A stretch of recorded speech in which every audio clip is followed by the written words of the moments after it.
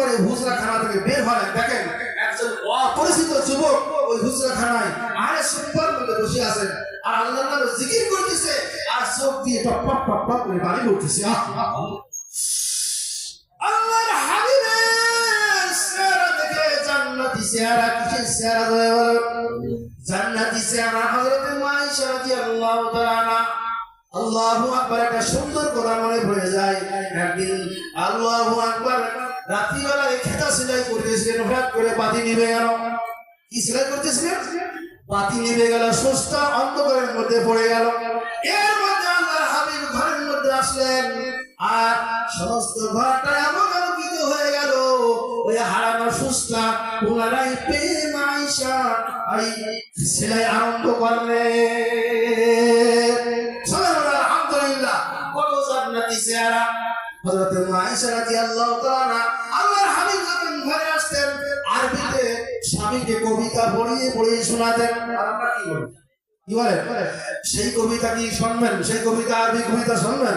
মা আয়েশা রাদিয়াল্লাহু তাআলা আনহা আল্লাহর হাবিব যখন ঘরে আসতেন খুশির খেলায় খুশির চোটে আল্লাহর হাবিবকে সান্ত্বনা দেওয়ার জন্য, স্বামীকে সান্ত্বনা হারাম সালাম দেওয়ার জন্য মা আয়েশা রাদিয়াল্লাহু তাআলা আরবিতে কবিতা পড়ে আমার নবীজিকে শোনাতেন প্রাণ ভরে। লানা শামসুন, কত সুন্দর আরবি। লানা শামসুন ওয়ালা ফাকি শামসুন, লানা শামসুন ওয়ালা ফাকি শামসুন ওয়া শামসি আফদালু মিন শামসিস সামাই ফাকাশ-শামসু তাতলাউ বা'দাল ফাজরি ওয়া শামসি তাতলাউ বা'দাল ইশা। আল্লাহু আকবার।